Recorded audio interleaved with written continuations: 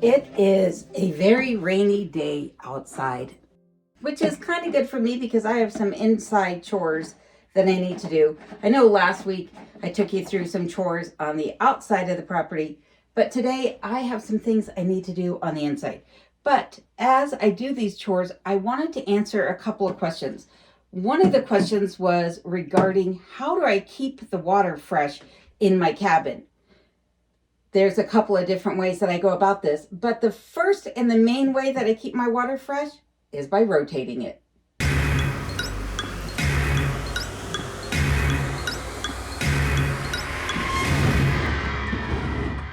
I store all of my water, I store all of my 5-gallon jugs of water underneath my kitchen counter.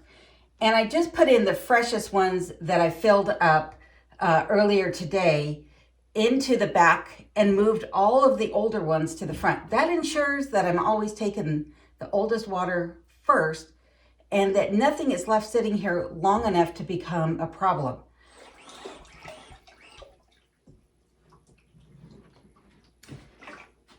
Water that's allowed to sit for a long period of time, as I was stating, can have a number of issues with it. One of those is that it can be allowed to grow bacteria and algae.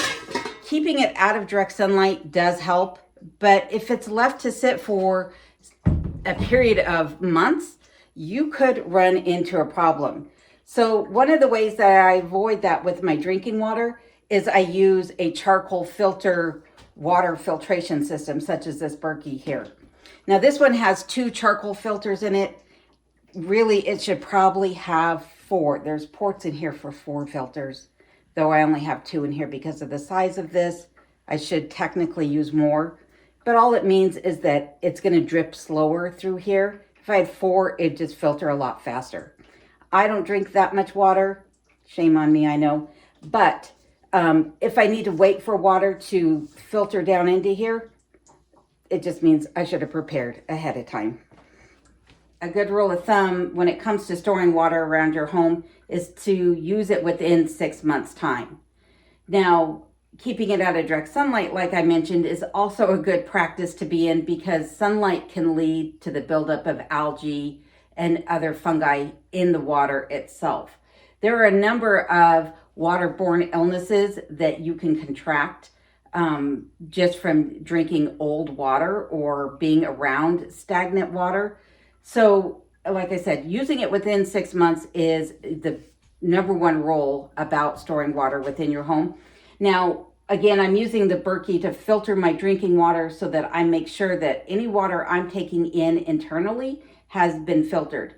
Now, I'm not promoting the Berkey itself. There are tons of other charcoal filter systems out there on the market, some a lot less inexpensive than the Berkey itself is. But there's also charcoal filters that you can make yourself using charcoal and sand and rocks and gravel, things like that. While a charcoal filter system is great for filtering out contaminants within the water, one of the things that it doesn't necessarily do is soften the water. So if you have hard water like what I have here, then you're going to want to invest in a water softener, or you can make your own. There's tutorials online about how to do that. I combat that though by using things like baking soda, washing soda, and borax to help soften the water here, as opposed to investing into a water softening system. Nonetheless, again, rotating my water is one of the very first things I do, keeping it out of direct sunlight and filtering my drinking water through a charcoal filter.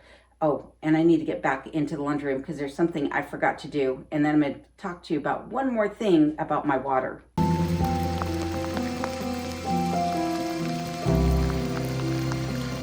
My laundry room is so narrow that I wasn't actually able to set the camera up there in a way that would allow me to show you what I was doing. Nonetheless, I need to heat up the water for doing some dishes. And what I'm using is the same system that I have set up here in my bathroom. So this is a brewer's kettle. I purchased this off of Amazon. I will leave links in the description of this video, but again, I'm not sponsored on any of the products that I'm talking about. However, this brewer's kettle has been a lifesaver for me. In the summer months, it is way too hot to use the wood stove. This is an electric fireplace here, so it doesn't actually get hot enough to heat up this water, even if I wanted it to. However, by purchasing this brewer's kettle and also this submersible heat element, I've been able to heat up water for taking a bath, doing my laundry, and doing my dishes, even in the heat of the summer without having to use the wood stove. So the way it works is what I showed you earlier about filling it up. As you saw, I filled it up only to the bottom of this black rubber piece here. This sits inside the water, and to be honest with you, I was a little bit worried about this when I first got it, because the idea of electricity and water mixing, as we all know, is not a good idea. However, this is meant to be submerged in water. So once I have it filled up to the appropriate level, I put the lid back on. And then there's a switch on the cord that I just click on, and then that will heat the water up. I can tell how hot the water is by using this thermostat gauge, which is built into the brewer's kettle. And then I can access the water with this ball valve here at the bottom of it. So the nice thing about doing or having this is when I'm taking a bath, I know that if I get the water up to 120 degrees, it's the perfect temperature for taking a bath. If I'm doing dishes, I can get the water up to just about boiling so that I know that my dishes are going to be as clean as I can get them. And when I'm doing laundry, I make sure that I get that water up to about 120 degrees again, starting with the whites and then moving on to the darker items and dirtier as they go.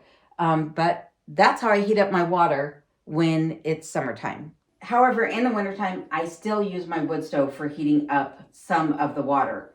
This is easy because it's right next to where I'm doing my dishes. However, like I said, in the summertime, it's just way too hot to be using that wood stove. One of the other things is, I know a lot of you have been saying that you miss my cooking videos, which I really appreciate the fact that you liked those. And you're probably wondering, why isn't she doing any cooking? Well, this wood stove is part of the reason why I'm not. A lot of the things that I would like to show you, a lot of the things I would like to share with you require the use of an oven, and I don't have one. Now, in the past, I was using my wood stove to bake. I was doing so by using a roaster like this or a Dutch oven that was turned upside down and placed over whatever item it was that I was trying to cook on the wood stove. However, I believe that the previous owners of this home and wood stove might have been doing the same thing, and that might be the reason that there's a crack in the top of this wood stove. The reason that I believe that this practice of baking on top of my wood stove is what led to this crack is because there's also a shallow or a divot in the top of this wood stove. What I found was that a couple of times when I last used this method to bake, that the stovetop in this area right here in front of the chimney, only while baking, got white hot. The rest of the stovetop wasn't all that hot, but the heat was being reflected out of whatever I was using as the oven back down closest to the chimney and causing the surface of the stovetop to become extremely hot, again, brittle, and I think that's what caused the crack. Now, I have tried to fix this crack. A viewer had sent me some furnace cement, and I have tried to use that on here a couple of times, but it just breaks right back open. And so I do know that either I'm going to need to replace the cast iron on top of this wood stove or just get a whole new wood stove, which is what I would like to do. However, right now, I don't know that that's going to happen this summer because the window of opportunity to get one shipped here is narrowing. And what I've seen here in Alaska, unless I buy an old one, well, even the older ones wouldn't really work for me. They're not big enough to heat up my cabin, and I do use my wood stove for heating the cabin. So, new wood stove is in the plans, just not at the moment. Nonetheless, though, again, don't do this. Don't use your wood burning stove as a wood cook stove.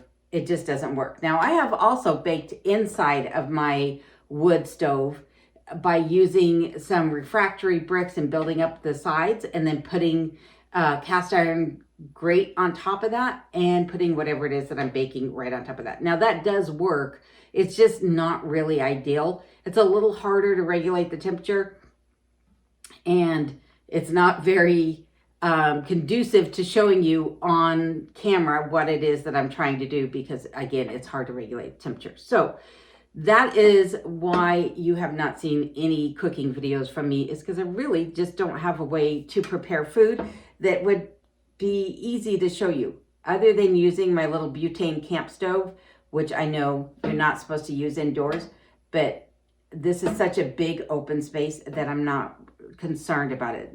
They really just don't want you to use those in confined spaces because, you know, the liability. Nonetheless, back to the issue of storing water and how is it that I can keep my water safe.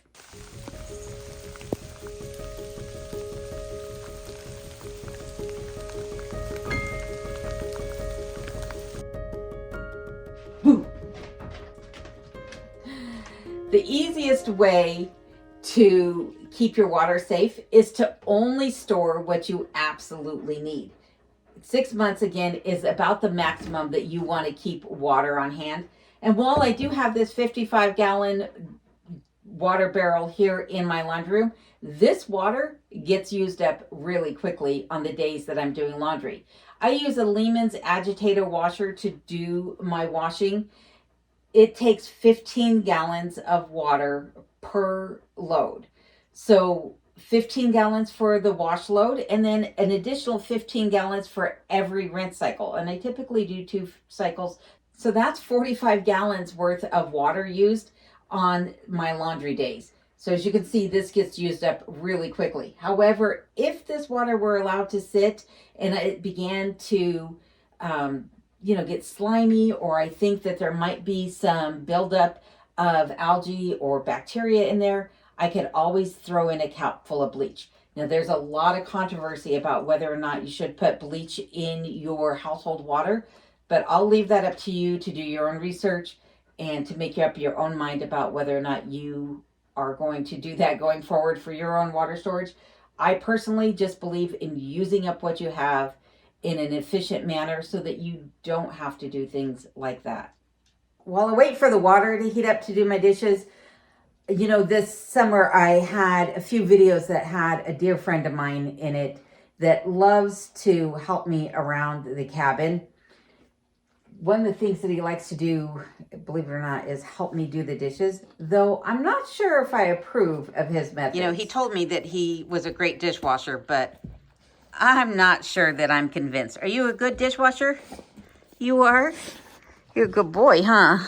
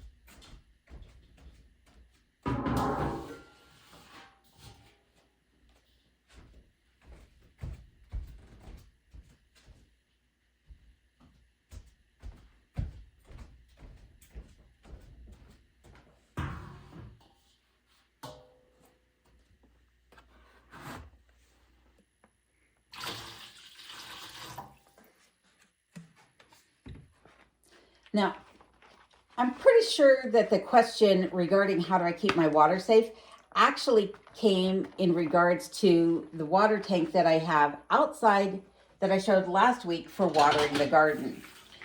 And that water does have algae in it. Now, I could probably put bleach in there, but I'm not a big fan of bleach, as I mentioned, and I'm not exactly sure what that would do or how much bleach it would take to clear up all the algae that's in there. It looks like pond scum at this moment. So at the end of the season, what I'll wind up doing is emptying out any remaining water, and then I use a friend's pressure washer to spray out the inside of that. But as I mentioned, keeping it out of the sunlight would help too. There's just not really a good way of doing that with that outside tank. And I have toyed around with the idea of getting rain catchment system here at the cabin, putting on gutters and getting some big cisterns. But again, I don't know how I would keep that water clean. Would be good for laundry and dishes maybe, but I think I'm a bit leery of it after looking at how grungy that water is out there. So in the meantime, I'll just keep using the well, and who knows, maybe one day I'll do a rain catchment system, and I obviously need to do a little bit more research on it, on how to keep those clean. So I do also wanted to say to everybody that, I do read all of your comments, every single one of them. Well, every single one that I see. And that's because, as I mentioned last week, YouTube has a way of infringing on our rights. And so sometimes if you say something that YouTube doesn't agree with, it goes against their policies or what have you, they may delete your comments. If they delete it, I obviously can't see it to read it. So, which is unfortunate, like I said, just one more infringement upon our rights. However, I really appreciate everything that you guys write. I get anywhere between 100 and 300 comments per video. And some of you take the time to tell me about what's going on in your life with your friends and your families and your pets. And also, you tell me what the weather's like where you're at or what's going on in your neck of the woods. And I really appreciate that. You guys always say that you feel like you're right here with me while I'm doing whatever it is I'm taking care of around the property or in the cabin. And when you leave me those long and lengthy comments and tell me what's going on in your lives, it makes me feel like I'm part of your life too. So I really appreciate it, because then I feel like you guys really are my friends.